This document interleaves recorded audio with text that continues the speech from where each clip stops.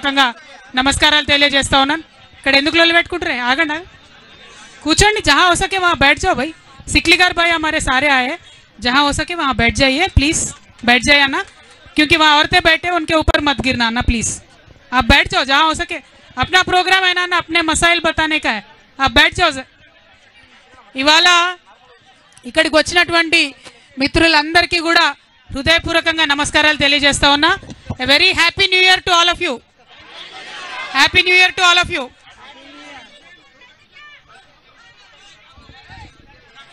అట్లానే ఇవాళ జనవరి 3వ తారీఖు అంటే భారతదేశ వ్యాప్తంగా ఉన్నటువంటి మన ఆడబిడ్డలకు పండగ దినం. సావిత్రిబాయి పూలే గారి జన్మదినం. మరి సావిత్రిబాయి పూలే గారి 194వ జయంతి సందర్భంగా అందరికీ కూడా హృదయపూర్వకంగా నా శుభాకాంక్షలు తెలియజేసుకుంటా ఉన్నాను. మరి సావిత్రిబాయి పూలే అంటే ఆమె మామూలు బిడ్డ కాదు, ఒక పులి బిడ్డ. భారతదేశ వ్యాప్తంగా ఉన్నటువంటి ఆడబిడ్డలందరూ ఇవాళ చదువుకుంటున్నారంటే రోజు పొద్దున్న లేస్తే ఆమెకు దండం పెట్టుకోవాల్సినటువంటి పరిస్థితి. మరి సావిత్రిబాయి పూలే గారు తన జీవిత ప్రస్థానం మొదలుపెట్టినప్పుడు ఆమె కూడా చదువుకోలేదు, కానీ ఒక మహనీయుడిని ఆమె పెళ్లి చేసుకున్నది. బాపు జ్యోతిబా పూలే గారు పెళ్లి చేసుకున్న తర్వాత తన భార్య చదువుకోవాలని దగ్గరుండి భార్యను చదివించిన తర్వాత సావిత్రిబాయి పూలే గారు అనేక మంది ఆడబిడ్డలకు తను స్వయంగా చదువు చెప్పింది. ఎంతోమందికి చదువు నేర్పినటువంటి వ్యక్తి సావిత్రిబాయి పూలే గారు. మరి ఆ ఇద్దరు పుణ్య దంపతులు ఉద్యమంలోనే కాదు అన్నిట్లో కూడా జీవిత పర్యంతం కలిసి కష్టపడ్డారు. మొత్తం సమాజ ఉద్ధరణ చేయాలంటే విద్యా వికాసం కావాలని చెప్పి వారిద్దరు విద్య కోసం ప్రయత్నం చేసిండ్రు. చాలా అవమానాలు చేసిండ్రు. పాపం ఆమె బజార్లో నడిచిపోతుంటే రాళ్లతో కొట్టిండ్రు. ఒకప్పుడు మీద పేడ నీళ్లు చల్లినటువంటి పరిస్థితి ఉండే. అయినా సరే మొక్కువోని ధైర్యంతో మరి సమాజ వికాసమే నాకు కావాలని ముందుండి పోరాటం చేసినటువంటి మహనీయురాలు సావిత్రిబాయి పూలే. వారి జయంతిని ఇంత పెద్ద ఎత్తున మనం సెలబ్రేట్ చేసుకోవడం అన్నది నిజంగా తెలంగాణ బీసీ బిడ్డలది, తెలంగాణ బిడ్డలందరికీ కూడా జన్మధన్యమైనట్టుగా నాకు అనిపిస్తూ ఉన్నది. అదేవిధంగా మరి ఇవాళ మనం సావిత్రిబాయి పూలే గారి జన్మదినం సందర్భంగా ఇంతమందిని కలిసినాం. ఆవిడ ఉద్యమ స్ఫూర్తిని మనం ముందుకు తీసుకెళ్లాల్సినటువంటి అవసరం ఉన్నది. మరి ఇవాళ ఉద్యమం దేనికోసం చేయాలి ఒక్కసారి మనం ఆలోచన చేసుకోవాలి. చరిత్ర తెలుసుకున్నోడే భవిష్యత్తు నిర్మాణం చేస్తారని చెప్తారు. మరి 75 ఏళ్ళు అవుతుంది భారతదేశానికి స్వాతంత్రం వచ్చి. మరి ఇక్కడ ఇంతమంది బీసీ బిడ్డలు ఉన్నాం. ఈ 75 ఏళ్ళ స్వతంత్ర భారతదేశంలో మనకి ఏం జరిగిందన్నది ఒకసారి ఆలోచన చేసుకోవాలి. నిజానికి చాలా మంది గొప్ప గొప్ప మాటలు చెప్తారు. కులం లేదు, కులరహిత సమాజం నిర్మిస్తామని చెప్తారు. కానీ అది వాస్తవమా? భారతదేశంలో కులం ఉన్నది, అది వాస్తవం. ప్రతి ఒక్కరం కులాల ఆధారంగానే బతుకుతా ఉన్నాం, అది కూడా వాస్తవం, కాదనలేనటువంటి వాస్తవం. అయితే భారతదేశ రాజ్యాంగం రాసినటువంటి పెద్ద మనుషులందరూ కూడా కులం వాస్తవం కాబట్టే కులం ఆధారంగా కొన్ని రక్షణలు కల్పించినారు. చాలా సంతోషకరం. ఎస్సీలలో ఉన్న కులాలకు, ఎస్టీలలో ఉన్న కులాలకు భారతదేశ రాజ్యాంగంలో కొన్ని రక్షణలు కల్పించినారు. నిజంగా ఆ బాబాసాహెబ్ అంబేద్కర్కు భారతదేశ ప్రజలందరూ కూడా చేతులెత్తి మొక్కాలి. లేకపోతే ఎస్సీ ఎస్టీలకు ఇంతవరకు కూడా ఎటువంటి ఫలాలు కూడా దక్కకపోతుండే. కానీ బాధాకరమైన విషయం ఏంటంటే అదే సందర్భంలో బీసీలలో ఉన్నటువంటి కులాలన్నిటికీ కూడా రాజ్యాంగంలో చేర్చి రక్షణ కల్పించుంటే బాగుండేది, కానీ అది జరగలేదు. మరి అది జరిగి ఉంటే ఇవాళ నేను బలంగా చెప్తా ఉన్నా, మన బీసీల సంఖ్యాబలంతో నేను చెప్తా ఉన్నా, ఆనాడే రాజ్యాంగంలో బీసీలకు రక్షణ దొరికి ఉంటే ఇవాళ భారతదేశం అభివృద్ధిలో అమెరికాను దాటేసి ఉండేదనేటటువంటి విషయాన్ని మనం ఈ సందర్భంగా చెప్పుకోవాల్సినటువంటి అవసరం ఉంది. కానీ జరగలేదు. జరగకపోగా తర్వాత ఉన్నటువంటి ప్రభుత్వాలు ఎంతోమంది ఉద్యమాలు చేస్తే 1953లో నెహ్రూ గారు ఆనాడు ప్రధానమంత్రి ఉన్నప్పుడు మొట్టమొదటిసారి బీసీల మీద అధ్యయనం చేయడానికి కాకా కాలేల్కర్ కమిషన్ అని చెప్పి వేయడం జరిగింది. పాపం ఆయన పెద్ద మనిషి, మంచిగా చదివిండు, పరిస్థితులు అధ్యయనం చేసిండు, భారతదేశం అంతా తిరిగిండు, 2 ఏళ్లలో రిపోర్ట్ ఇచ్చిండు. అయితే నెహ్రూ గారు ఏం చేసిరంటే ఆనాడు, నువ్వు రిపోర్ట్ ఇచ్చినావు కరెక్టే, 2399 కులాలు ఉన్నాయి బీసీలల్లా అని చెప్తున్నావు కరెక్టే, అందులో 837 కులాలు ఎంబీసీ కులాలు మోస్ట్ బ్యాక్వర్డ్ ఉన్నాయని చెప్తున్నావు కరెక్టే, కానీ దీనికి ప్రాతిపదిక ఏంటిది అని ఒక ప్రైమ్ మినిస్టర్ స్థాయిలో ఆ రోజు ఆయన చెప్పి ప్రైమ్ మినిస్టర్ నెహ్రూ గారు ఆ యొక్క రిపోర్ట్ని ఆనాడు రిజెక్ట్ చేసిండ్రు. ఇది చరిత్ర కాదనలేనటువంటి వాస్తవం అని ఈ సందర్భంగా మనందరం కూడా గుర్తు చేసుకోవాలి. మరి ఇక్కడ ఒక ప్రశ్న నేను కాంగ్రెస్ వాళ్ళని అడుగుతా ఉన్నా. నెహ్రూ గారే కమిషన్ వేసిరి, 2 ఏళ్ళు ఆ కమిషన్ నెహ్రూ కేర్ కిందనే పనిచేసే, మరి ఏ ప్రాతిపదికన పనిచేసిందో ప్రధానమంత్రి గారికి తెలియలేదంటే, ఆ 2 ఏళ్ళు రివ్యూ చేయలేదంటే మరి ఇది కాంగ్రెస్ పార్టీ బీసీలకు చేసిన ద్రోహం కాదా అని చెప్పి నేను ఇవాళ ప్రశ్నిస్తున్నా. ఇవాళ ఇక్కడ మనం ఆలోచన చేసుకోవాలి. 1955లో ఆ రిపోర్ట్ రిజెక్ట్ చేస్తే మళ్ళా 24 ఏళ్ళు ఎవ్వరు కూడా బీసీల గురించి మాట్లాడలే. ఎక్కడా కూడా బీసీలకు ప్రభుత్వం కేంద్ర స్థాయిలో ఏమీ కూడా చేయలే. అప్పుడేం జరిగింది? కాంగ్రెసేతర ప్రభుత్వం వచ్చింది. జనతా పార్టీ మొరార్జీ దేశాయ్ గారు ప్రైమ్ మినిస్టర్ అయిన తర్వాత 1979లో బీపీ మండల్ కమిషన్ వేసిరు. కాంగ్రెస్ వాళ్ళు వేయలే మండల్ కమిషన్, వేసింది మొరార్జీ దేశాయ్ జనతా పార్టీలో. ఆయన పెద్ద మనిషి, బాగా స్టడీ చేసిండు, చాలా అన్యాయం జరుగుతుంది, 70% విద్యా ఉద్యోగాలలో మరి వాటా ఇవ్వాలని చెప్పి సంవత్సర కాలం లోపలనే రిపోర్ట్ ఇచ్చిండు. కానీ అంతలోపు ఏమైంది? జనతా పార్టీ పోయింది, ఇందిరమ్మ రాజ్యం వచ్చింది. ఇందిరమ్మ రాజ్యంలో ఏం జరిగింది? గొప్పగా చెప్తున్నారు ఇవాళ. ఇందిరమ్మ రాజ్యంలో ఏం జరిగిందంటే మండల్ కమిషన్ రిపోర్ట్ తీసి 10 ఏళ్ళు బీర్వాల పెట్టి భద్రంగా తాళం వేసిండ్రు. తప్పితే ఇందిరమ్మ రాజ్యంలో బీసీలకు న్యాయం జరగలే. ఇవాళ నేను అడుగుతా ఉన్న కాంగ్రెస్ పార్టీని, కాదంటారా ఈ వాస్తవాన్ని? 1980లో మండల్ కమిషన్ రిపోర్ట్ ఇస్తే మళ్ళా కాంగ్రెసేతర ప్రధానమంత్రి విపి సింగ్ 10 ఏళ్ల తర్వాత వచ్చేంత వరకు కూడా బీసీల గురించి కాంగ్రెస్ పార్టీ మాట్లాడిన పాపాన పోలేదు. ఇవాళ బాగా నోరు పెట్టుకొని మాట్లాడుతున్నారు. మేమందరం బీసీలం ఇందిరా పార్క్ దగ్గర 2 ముచ్చట్లు మాట్లాడుకుంటామంటే నిన్న రాత్రి 9 దాకా పర్మిషన్ ఇవ్వకుండా ఇబ్బంది పెట్టి, ఇక మీకు ఇప్పుడే బీసీలు గుర్తొచ్చిరా అంటారు. చెప్తాం మీ చరిత్ర కూడా చెప్తాం. మీరు 10 ఏళ్ళు భద్రంగా బీర్వాల పెట్టి తాళం పెట్టిరు మండల్ కమిషన్ రిపోర్ట్.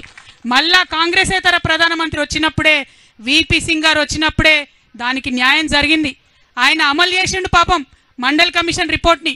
అమలు చేస్తే ఇక గొప్పగా మాట్లాడే భారతీయ జనతా పార్టీ నాయకులు విపి సింగ్ గారికి ఆనాడు సపోర్ట్ విత్డ్రా చేసుకున్నారు. ఆయన ప్రభుత్వాన్ని కూలగొట్టిండ్రు.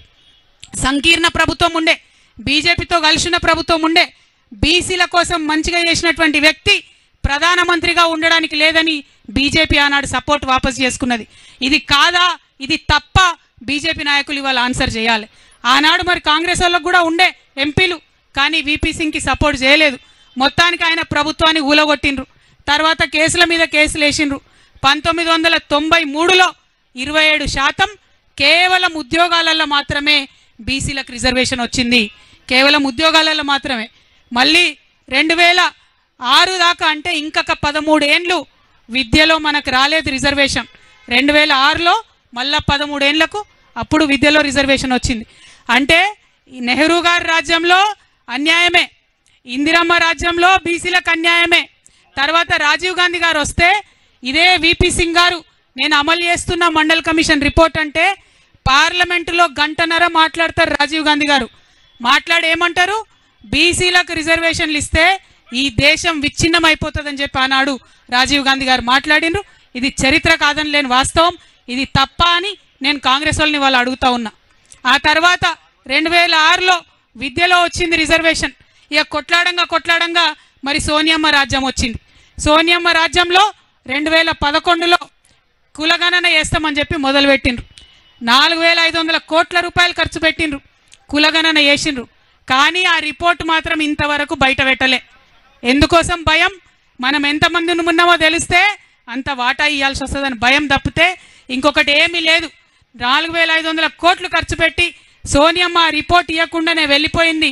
ఆ తర్వాత బీజేపీ ప్రభుత్వం 2014లో వచ్చింది. వచ్చిన తర్వాత బీజేపీ వాళ్ళు కూడా ఆ రిపోర్ట్ బయట పెట్టలే. బయట పెట్టకుండా ఇప్పుడు ఏమంటారు?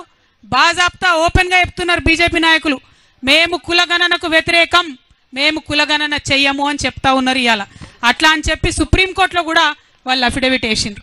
ఇవన్నీ ఎందుకు చెప్పుకుంటున్నామంటే 2 జాతీయ పార్టీలు, అది కాంగ్రెస్ కావచ్చు బీజేపీ కావచ్చు, అడుగడుగునా బీసీలకు అన్యాయం చేసిరు తప్పితే ఎక్కడ కూడా న్యాయం చేయలే. ఇవాళ నేను ఇప్పుడు చెప్పినటువంటి విషయాలన్నీ ఏ ఒక్కటి అవాస్తవమైనా నేను రాజకీయాల్లోంచి శాశ్వతంగా తప్పుకుంటానని చెప్పి ఛాలెంజ్ చేస్తా ఉన్నా కాంగ్రెస్ పార్టీకి, బీజేపీ పార్టీకి. నేను కరెక్ట్ మాట్లాడుతా ఉన్నా, న్యాయబద్ధంగా మాట్లాడుతా ఉన్నా, ధర్మబద్ధంగా మాట్లాడుతా ఉన్నా. ఎవరన్నా ఈ భారతదేశంలో బీసీలకు న్యాయం చేసిరంటే అది కేవలం ప్రాంతీయ పార్టీలు మాత్రమే. పైన మమతా బెనర్జీ దగ్గర నుంచి మొదలు పెట్టుకుంటే నవీన్ పట్నాయక్ గారు కావచ్చు, శరద్ పవార్ గారు కావచ్చు, ఏఐడిఎంకే కావచ్చు, డిఎంకే కావచ్చు, ప్రతి ఒక్క చోట మీరు ఎక్కడ చూసినా మన కేసీఆర్ గారు కావచ్చు, ఎన్టీఆర్ గారు కావచ్చు, కేవలం బీసీలకు న్యాయం చేసిందంటే ప్రాంతీయ పార్టీలు మాత్రమే న్యాయం చేసినాయన్న విషయం మనం విస్మరించడానికి లేదు అని మీకు ఈ సందర్భంగా నేను తెలియజేస్తా ఉన్నా. మరి ఇవాళ ఈ బీసీ మహాసభ వేదిక ద్వారా భారతీయ జనతా పార్టీని మేము మొదటి డిమాండ్ చేస్తూ ఉన్నాం.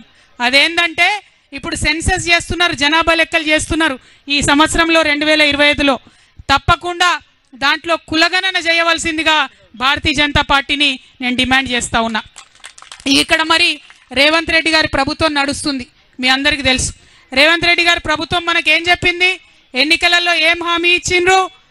అమ్మ మీరు వచ్చిర్రు, ధన్యవాదాలు, కూర్చోండి.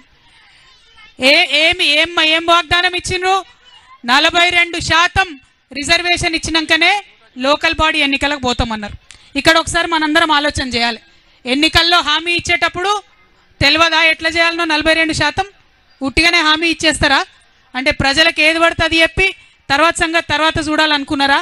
మీరు 42% ఇవ్వాలని చెప్పినప్పుడే మీకు తెలుసు. ఏం తెలుసు మీకు? మీకు ముందట కర్ణాటక ఫెయిల్యూర్ స్టోరీ ఉంది, బీహార్ ఫెయిల్యూర్ స్టోరీ ఉంది. దాని తర్వాత మీకు తెలుసు మొట్టమొదట డెడికేటెడ్ కమిషన్ వేయాలని తెలుసు. మహారాష్ట్రలో కూడా మీరు ఫెయిల్ అయిపోయినరు. ఈ వివరాలన్నీ కూడా మీకు తెలుసు. తెలిసి కూడా అధికారంలోకి వచ్చిన వెంటనే మొదటి నెలలనే బీసీ డెడికేటెడ్ కమిషన్ వేసేది ఉండే. జై తెలంగాణ. ఒక్క నిమిషం వాటర్. కానీ దయచేసి మీరు వచ్చిన వాళ్ళందరూ కూడా మీకు ఒక విజ్ఞప్తి, పేరు పేరున మీ ప్రతి ఒక్కరికి ధన్యవాదాలు తెలియజేస్తూ. Thank you nursing. జై బీసీ. ఇవాళ ఇక్కడ రేవంత్ రెడ్డి గారి ప్రభుత్వం నడుస్తూ ఉన్నది. ఈ ప్రభుత్వం మనకు హామీ ఇచ్చింది. ఏమని హామీ ఇచ్చింది? 42% మేము రిజర్వేషన్ చేసినాకనే ఎన్నికలకు పోతామన్నారు. మీరు 42% లోకల్ బాడీలో రిజర్వేషన్ ఇవ్వాలంటే అధికారంలోకి వచ్చిన నెల లోపలనే బీసీ డెడికేటెడ్ కమిషన్ వేయాల్సింది. వేయలేదు మీరు. మేము గుర్తు చేసినాం. తెలంగాణ జాగృతి నుండి జనవరి 26, 2024లో మేము రౌండ్ టేబుల్ సమావేశం పెట్టి మరీ గుర్తు చేసినాం. మీరు ఇస్తామన్నారు, మీరు డెడికేటెడ్ కమిషన్ వేయండి, మీరు ఇస్తామన్నారు, ప్రక్రియ ప్రారంభించండి అని. కానీ చేయలేదు. చేయకుండా మనందరం కూడా గొడవ చేసేంత వరకు, హైకోర్టు మొట్టికాయలు వేసేంత వరకు కూడా రేవంత్ రెడ్డి గారి ప్రభుత్వం బీసీ డెడికేటెడ్ కమిషన్ వేయలేదన్నటువంటిది వాస్తవం. ఇప్పుడు వేసిండ్రు, 2 నెలలైంది బీసీ డెడికేటెడ్ కమిషన్. కానీ ఈ లోపల ఏం చేసిండ్రు? లెక్కలు ఇంకో కమిషన్ పెడుతున్నది. అంటే ఇందులో కుట్ర ఏముంది? లెక్కలు ఒక కమిషన్ పెడుతున్నది, రిపోర్ట్ ఇంకో కమిషన్ ఇస్తున్నది. రేపు పొద్దున ఇది నిలబడుతుంది ఆ కోట్ల. ఇగో ఇలా అందుకే పెట్టినాం బీసీ మహాసభ. ఉట్టిగా పెట్టలే, మాకు తెలియక పెట్టలే. కాంగ్రెస్ నాయకులు నన్ను అడుగుతున్నారు, ఎందుకు మాట్లాడుతున్నావు అని. నేను తెలంగాణ ఉద్యమం నుంచి వచ్చినటువంటి వ్యక్తిని. సందర్భోచితంగా మాత్రమే